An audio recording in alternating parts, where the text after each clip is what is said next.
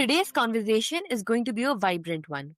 We are joined by Polish Peter Kolat, an author, speaker, and transformational coach who took the leap from being a 14-year-old immigrant with no English to becoming what many call the Polish Tony Robbins. His story is not just about survival, but about designing a life of freedom, purpose, and authenticity. Together, we'll explore identity, entrepreneurship, breakthroughs, and the art of living life on your own terms. Welcome to the show, Peter. It's such an honor to have you. Well, thank you. I really appreciate. Thank you for having me on here. So, Peter, take us back to being 14 years old in the US, unable to speak English. What was the toughest part of that journey? Well, the toughest part of the journey when I was 14 years old, I was speaking English. When I came here, it was like the cultural shock a little bit because of the fact that I didn't know anything about the language. I didn't know anything about the culture. I didn't know anything about where I'm at. I remember thinking back that what. I'm coming to United States and seeing the movies, right? When we watch the movies, American movies, I see palm trees. I see beautiful cars and skyscrapers and all those kinds of different things. And I end up in Detroit, right? I land in Detroit, and there's no palm trees, no nothing, and everything looks the same. So there was a little bit of that cultural shock, trying to see how you fit in at 14 years old. We kids look from the perspective, well, teenagers, we look at how do I fit into the society. So you know, within days, I ended up going to the ninth grade in high school and started looking from the perspective, who do I know? Who can I connect with that would be similar? So luckily, I've had some Polish people because I'm from Poland, who other kids who were already here for a while, and I've connected with them, and they helped me kind of move around the school. And slowly, I got ESL classes and started learning English and that's a whole another conversation in that regard because of how English language is. But that's what started helping me get acclimated to the culture, to how the United States is, because it's completely different as far as even how we live. Back in Poland was more laid back. Here is more like go go go, right? So a lot of those different things, kind of the people around me, surround yourself with the right people, has helped me get to acclimated to this whole thing. Does that make sense? Yes, absolutely. And also, do you think that struggle shaped your drive more than anything else?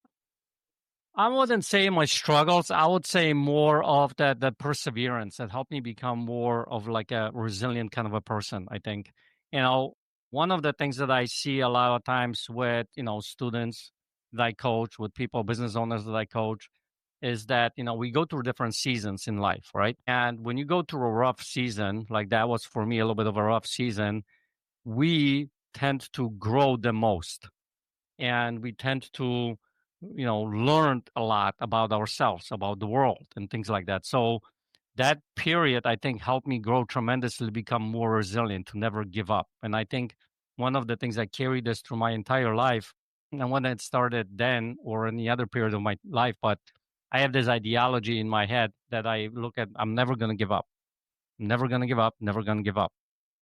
That has helped me carry me in my business ventures and my life, with my relationships. And I think that was one of those moments that helped me create that, because I couldn't give up, what I mean? Because I was in a different country and just had to deal with what I had in front of me. So that growth period, I think has helped me grow tremendously in my life. Yeah, many listeners might see their own challenges in your story, but your perspective shows that difficulty can be the seed of extraordinary growth. So yeah, the extraordinary growth, what ends up happening, think about it this way. When we go through difficult times, one of the things that a lot of people ask themselves, and when I, actually when I wrote the book, that was not too long ago, was released, I shared in one of the first chapters that I kept asking myself after my divorce in 2011 was, what the hell is wrong with me, kind of a thing. And I think a lot of it's a very, this unanswered question, because think about it this way: your brain cannot tell you the answer, that doesn't really know. So it's going to, based on the question that you ask it's going to give you some answers. So it's giving me all kinds of different, answers that basically reinformed the question that I had of what the hell is wrong with me. So one of the things that I think during those difficult times, to have this extraordinary growth, we need to start looking from the perspective, am I asking the right questions for myself or using the right statements? Or can I ask a better question? Because when I ask a better question, I might get a better answer. So I start looking from the perspective that, you know what can I learn from this experience? What if life is happening for me, not to me? Because back then I started thinking about like, why is this happening to me? Right. And starting to reframe that initial statement, the initial question that I would constantly ask myself over and is looking from what life is happening for me. What if life is happening for me? What would I find? What would I learn? How would I grow from this experience? And I think starting to ask that better question, all of a sudden, I started getting a little bit of better answers, right? And you have to think about this, listener. If you are dealing with this, a difficult time in your life, you have to, if you start asking the different question, a different statement, you have to start looking for proof in your life that that is the truth. Because we human beings are very good at finding the truth. There's such a thing called this comparative bias, and we basically go and we look for answers that basically informs our truth. So when you start asking a question like life is happening for me, you have to start looking, how is this happening for me? Well, during my particular time, how it's happening for me is that I get to grow because, I need to, like when I was 14, I get to learn a new language. I mean, people are able to do that. So I learn a new language. And what else? Well, I get to experience other people, start learning from them. When I was looking from you know, opportunities. Well, a lot more opportunities here in the United States that I had back in Poland. When I left, it was towards the end of the communism that was back then.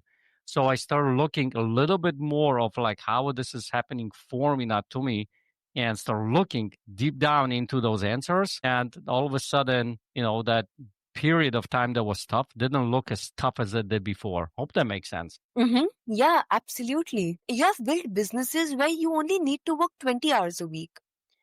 How do you approach building such a freedom into work? So that's a great question because I'll tell you this. So back in the day, in early 2000s, I started a business and it was like a website development business. I was helping business owners build their websites. And what ended up happening is that business was revolving all around me. It was me, me, me, me, me. And I ended up working 80, 100 hours a week kind of a thing. I spend all nighters sometimes.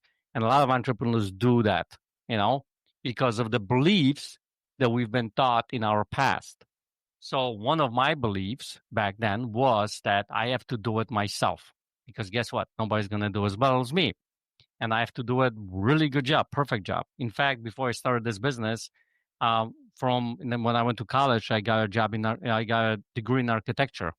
So I was an architect for a while. So when you're an architect, you have to make everything perfect on a piece of paper so that the builder can build it. So I had that perfectionism in me. So I started looking from the perspective of I have to do it myself. So that business basically took over my entire life. And one of the things that I was doing at that time was figure out some business plan. So I had some kind of a plan for my business. And here's a big part that most people are not taught and don't look at. And that is this. Do you ask yourself this question? Do you have a vision plan for your life? Forget the business, but for your life. What does your life look like on a daily basis? What does your life look like in 5, 10 years that you're setting up this business? What is that business going to look like? What is your life going to look like? Like I literally, because obviously the first business failed and because I was working everything myself. And by the way, that cost me my marriage at that time as well. So then afterwards, when I finally looked from a different perspective, because someone told me, hey, write a vision for your life. So I went in, started writing a vision for my life. What do I want my relationships to look like? What do I want my relationship with my kids to look like? What does my health look like? What does my personal well-being look like? What does my spirituality look like? All the different things. And then once I wrote that vision, which was, let's say, 5 years in the future, I started looking from the perspective of, okay, in order for me to live that life, how much money do I need to make or my business needs to make to live that life? So I came up with a number. And then how many hours? Because if I put all those things for my life on that calendar, and I write down that my health is important, so I want to hit the gym. So I put down at 3:30 in the afternoon, I'm going to go to the gym. In the morning, I'm going to have a quiet time. And then in the evening, I want to spend time with my family and I want to have dinner with my wife and, hang out with my kids and those kinds of things. So I put all those things that are life on that calendar. That's the first thing I did. And then at the end of that exercise, what I discovered that I had a bunch of white spaces left over on that calendar. And guess what? That was what's left over for the business. And arrived at about 20 hours left for that business ventures to be able to live that life. So now I had two numbers. I had one, how much it's going to cost me to live that life? And two, how many hours do I have to work in my business to go and do that?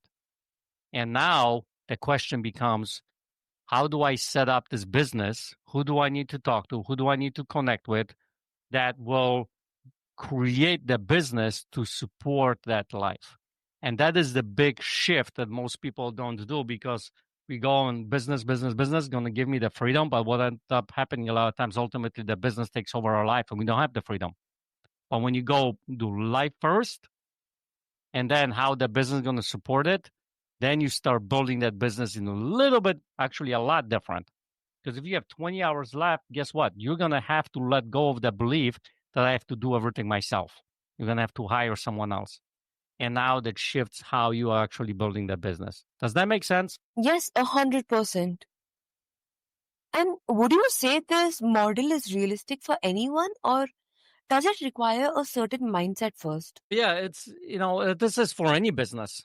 For anyone who's an entrepreneur and business owners, I've actually had conversation with people who have W-2. They wanted to transform over to the, business perspective, but it works for any business and works for any venture. But I will tell you this, it requires mind shift in your life because think about it this way. If you don't have that business that you want, or if you don't have the life that you want, I want you to consider that there are some beliefs, I call them blind agreements, because we learn those very early in our age, in our kid age, in our teenage years. Usually it's between the ages of like, let's say 8 and 18, that we learn all these agreements. People call them limiting beliefs, but we do them from the perspective of, we blindly agree to them. So what are those limiting beliefs, those blind agreements that I've learned that's keeping me away from having that life that I want? So that's when it requires the mind shift on your life.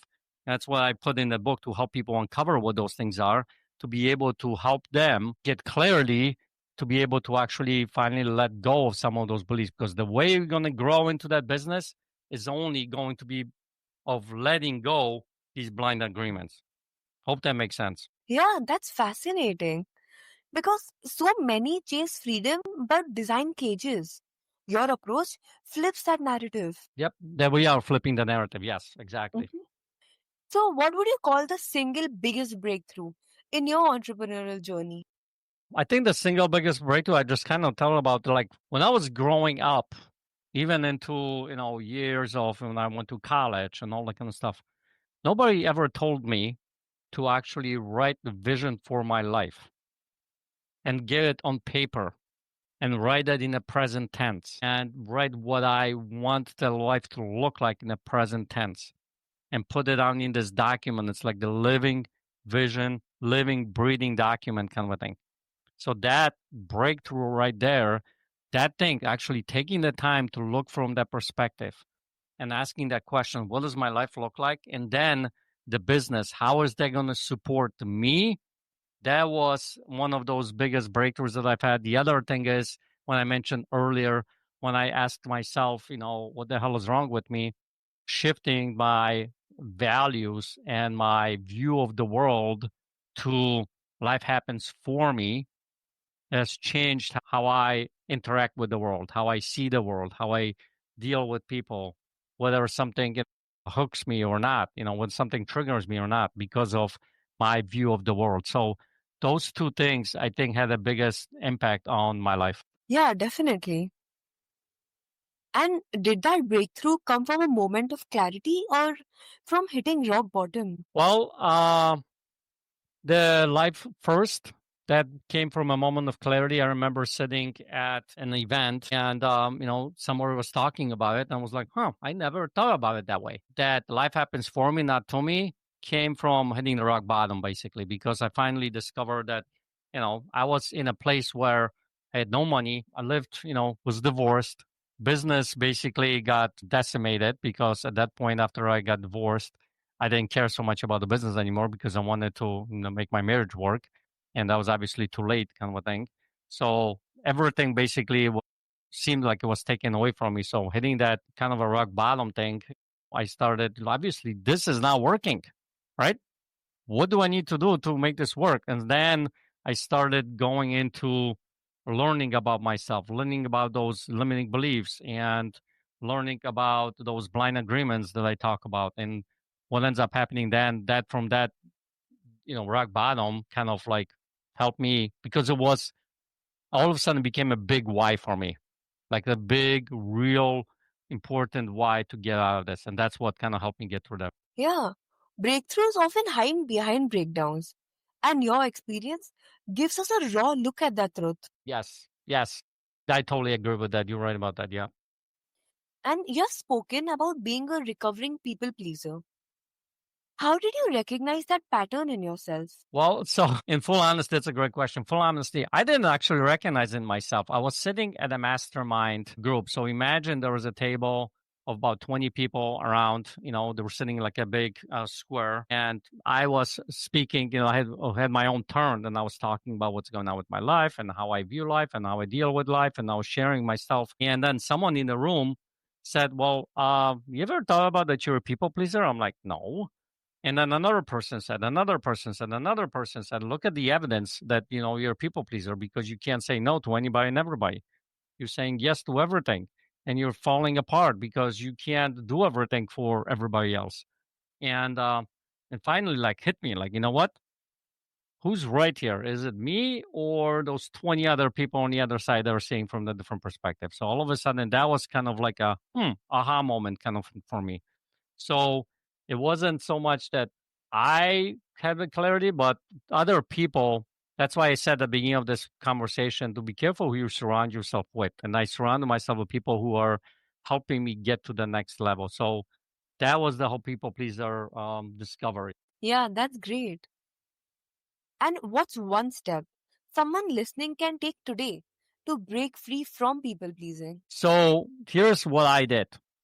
So I'll give you an example. So a few years back, I had, was probably a couple of years back, I had one of my really good friends who I've known for many, many, many years. He came to me and he said he's starting a business. And now at this particular point, my life is, I'm living my vision, living what I'm doing. My business is, self-sufficient. I work about 20 hours a week and I start looking at what he's telling me, and he's saying this is going to be a national company, and there's the revenues are going to be huge, and you're going to be the head of this particular. Like I will be one of the top people, so that sounds great to me, right? And I'm listening to him talk, and all I'm hearing in my head, this will be awesome, this will be so great. I would totally do this, and I would make more money, and blah blah blah, and all those different conversations. Let's we people pleasers kind of sometimes have. So I know myself that that was the case. So I said, well, let me think about it and I'll get back to you. And then I went home and I looked at that vision that I just told you about. And I looked at my calendar because I asked him the questions, how long is it going to take me to do this? He goes, well, at the beginning, we're probably going to have to spend at least 10, 15 hours a week of your time. So then I looked at the vision and I said, well, you know what? What am I going to have to take out of that vision in order to add that 15 hours? And I start looking, I'm like, you know what? My quiet time is going to go away. My gym time probably is going to go away. Maybe some dinners are going to be missed. So one of the first things I started taking out is my own self, right? Because that's what we typically do, especially people pleasers. So I saw that this is not going to go over very well. Granted, the money would be great, but it's not going over very well for me. So I went back to him, and in order for me to be able to say no, what I did is I told him no, but I blamed it on my vision. I said, I would love to do this job with you, this company with you, and I would love to do that. But guess what? My vision doesn't allow me to do that. And he looked at me kind of weird, but then I explained that to him, and he totally got it. And he was in agreement with me about it. So now, as a people pleaser, I wasn't the bad guy. My vision was the bad guy. So I blame it on, and I use this all the time, kind of to help me live my life. Yeah, that's powerful because most of us don't realize how much of our lives are shaped by approval seeking. Yep, exactly. So, Peter's story is a reminder that no matter where you start, you can redesign your path and create a life that feels both free and powerful. If today sparks something in you, take that next step. Whether it's breaking free from old patterns, questioning the hours you trade for money, or simply daring to live more authentically. The journey begins with one choice, and maybe that choice is yours today.